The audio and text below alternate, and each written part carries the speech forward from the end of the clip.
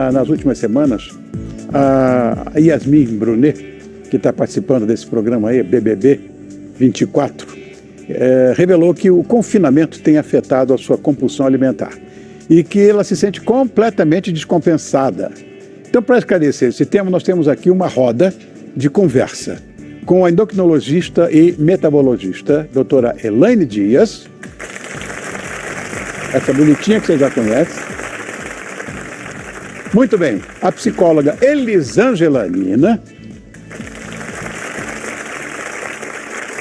e a empresária Thaís Giraldelli, que veio nos contar a sua história. Crianças, muito obrigado por terem vindo. Eu não merecia isso não, viu? Tá vendo? Olha que coisa maravilhosa. Ganhei meu dia com vocês. Doutora Elaine, vamos começar explicando o que é compulsão alimentar, como é que ela age no metabolismo da gente. Compulsão alimentar, Rony, é caracterizado por comer grande quantidade de comida, normalmente alimentos gordurosos e ricos em açúcar, e pouco espaço de tempo. E a característica principal da compulsão alimentar é a pessoa perder o controle. Ela perde o controle. Eu falo no consultório, né, com os pacientes que eles são possuídos, né, e é basicamente essa sensação, que a pessoa é possuída, ela perde o controle e tem inúmeros gatilhos. E a compulsão alimentar, ela tem, para a gente fazer o diagnóstico, tem que ter várias características. Normalmente, pelo menos um episódio de compulsão alimentar por semana, durante 3 meses. A compulsão alimentar, ela é acompanhada também por um sentimento de culpa. A pessoa se sente culpada, coitada. Então, ela come, perde o controle e, posteriormente, ela se sente culpada, às vezes sente até nojo dela. Eventualmente, a compulsão alimentar, as pessoas também têm. Comem sozinha, porque elas têm vergonha das outras pessoas serem julgadas. E a compulsão alimentar, ela pode ser classificada em vários graus. O grau 1, quando você tem até 3 episódios de compulsão alimentar na semana. Acima de o grau grau 2, né, que é a moderada, que é até 7 episódios de compulsão alimentar durante a semana. E acima de 7 é um grau mais grave. Uau, mamãe! Bom, Elisângela, é contigo agora, né? Já do ponto de vista emocional, que é o que nós estamos sabendo aqui, né? Por que acontece essa compulsão alimentar? Então, a gente entende que é multifatorial, né? O que isso quer dizer? Quer dizer que não existe um único fator que vai ser predisponente para a doença. Então, a gente tem o fator ambiental, a gente tem o fator genético, a gente tem o fator biológico, a gente tem o fator psicológico. Então, assim, são múltiplos fatores que podem levar o sujeito para esse local. Vamos pensar no caso, você falou da Yasmin Brunet. Então, se a gente pensa naquele ambiente, é um ambiente de pressão. Ele poderia ser um ambiente predisponente para o gatilho? Poderia, né? Ele poderia. Então, quando a gente pensa nesses fatores, a gente pensa sempre que algo pode levar o sujeito àquele movimento, como a doutora falou, que não consegue controlar. Então, a ideia é tentar entender qual o gatilho que geralmente leva o sujeito a praticar o ato. E naquele ambiente absolutamente tóxico. Sim, porque perfeito. É tóxico. Sim. É odioso, né?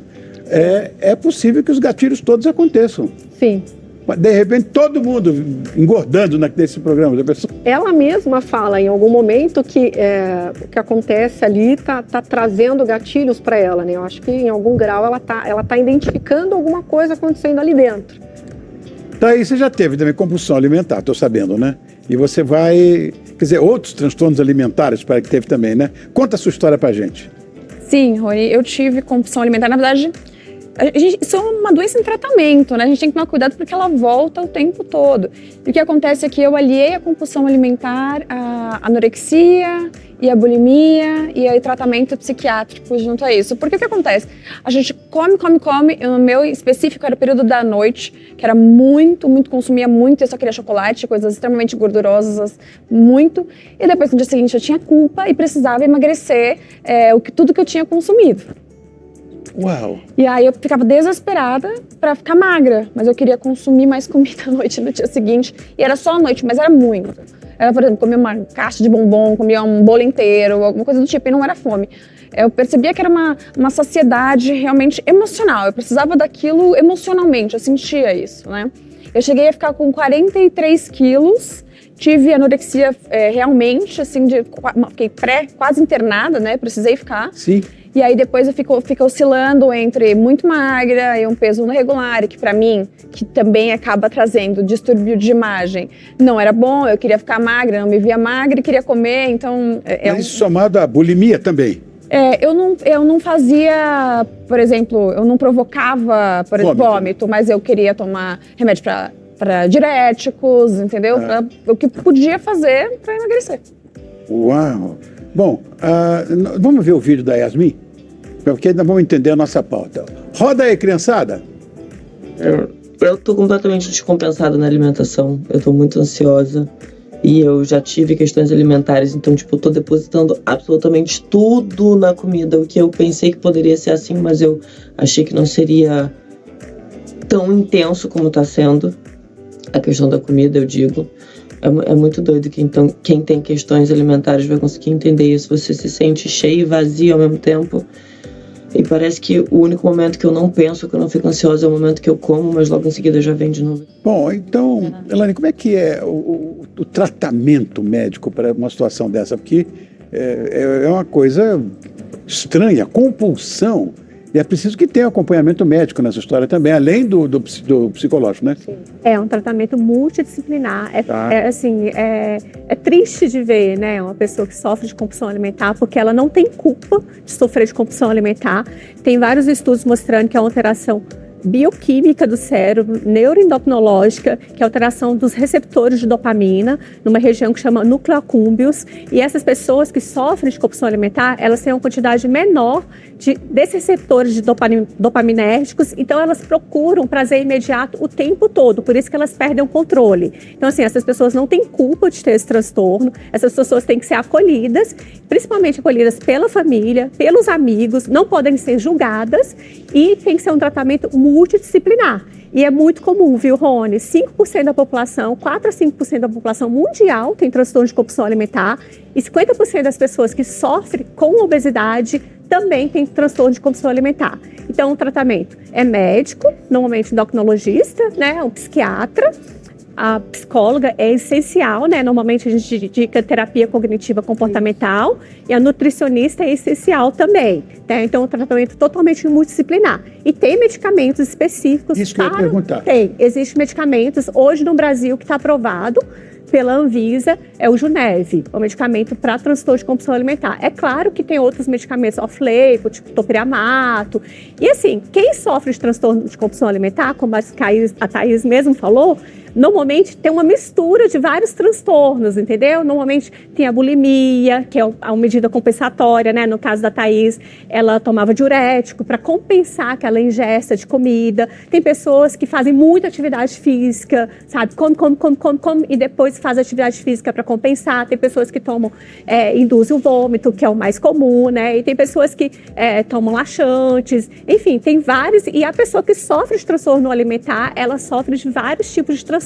Então, por isso tem que ser um acompanhamento ao longo da vida, né? E o acompanhamento acolhedor, isso que é o mais importante. Mas olha, a parte química é resolvida com o medicamento. Exatamente. Não é? Que você está falando de neurotransmissores. Isso. Então você pode compensar com neurotransmissores sintéticos. Exatamente. Mas a psicológica é mais complexa, né? Muito mais complexo. Por isso que tem que ter um acompanhamento, né, com a psicóloga. Normalmente a gente indica terapia cognitiva comportamental, né? Porque o que acontece? A pessoa tem um gatilho externo, né? Ela já tem aquela predisposição, aí tem um gatilho externo.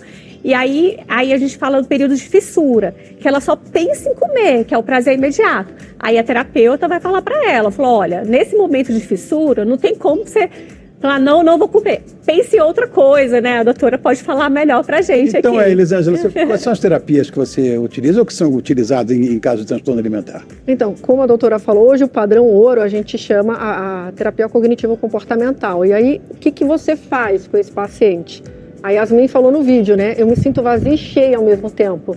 Então, alguma coisa ali dentro está fazendo com que ela busque a comida para regular as emoções, né? Assim como deve acontecer com a Thaís. Então, a ideia é a gente identificar, né? o que esse paciente está querendo regular, o que ele precisa regular para que a gente possa intervir. Você falou, Rony, sobre a parte química, né, de ativação de neurotransmissor, mas a gente não pode esquecer que a gente também ativa neurotransmissor de maneira natural. Então, sem o medicamento, obviamente, ele vai ser essencial, mas as pessoas, em algum grau, precisam modular o ambiente. Então, assim, a intervenção primária vai ser no ambiente do sujeito. Porque se o ambiente estiver pesado, o que acontece? Isso vai alterar o neurotransmissor. Sem dúvida. Tá? Então, se eu estou bem-humorado, se eu estou mal-humorado, não é fumaça. Está acontecendo alguma coisa aqui dentro. Então, eu estou ativando receptores que não são para eu ativar. E aí, isso pode também se tornar um fator predisponente.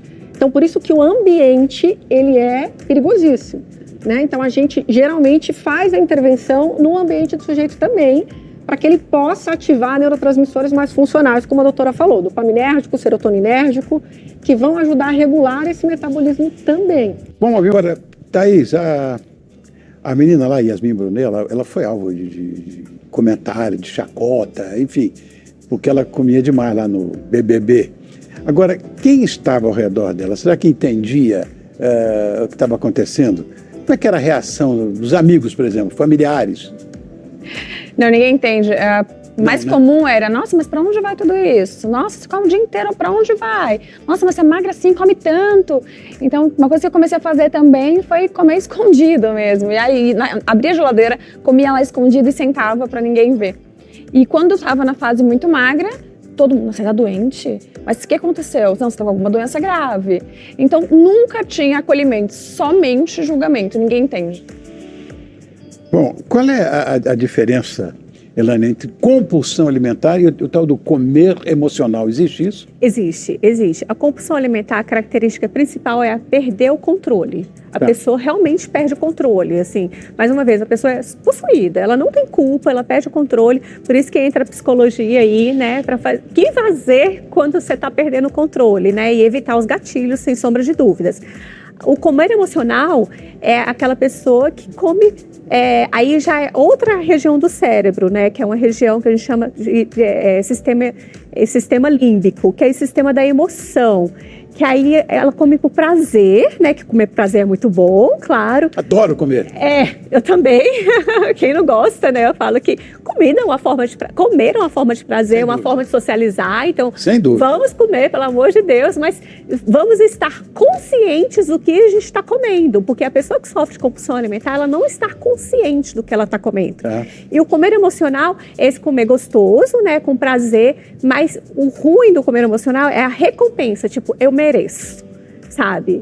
Eu mereço. Eu passei um dia muito duro, enfim, e hoje eu mereço comer um chocolate, comer um hambúrguer, e normalmente são alimentos ricos em gorduras saturadas e doce, porque eleva muito a dopamina.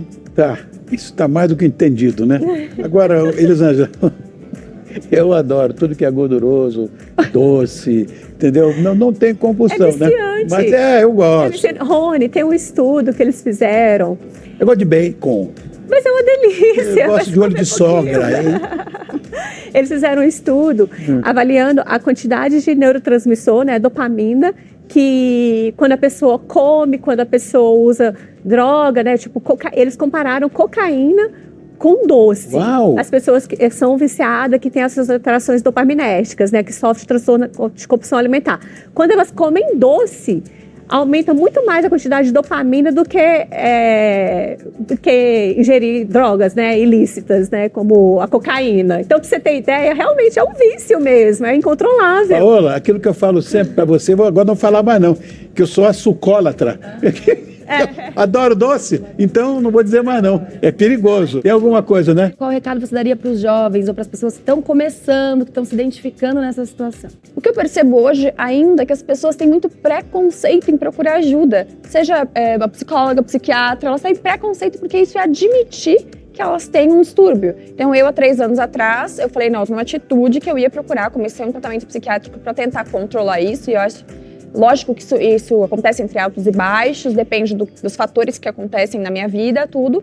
Mas meu principal conselho é procure ajuda, não existe vergonha nenhuma nisso. Eu tenho uma rede social grande, eu conto isso sempre nas redes sociais. Eu passo com uma psiquiatra, eu passo com uma psicóloga, é muito bom, faz muito bem, você deveria procurar se você está passando por esse tipo de problema.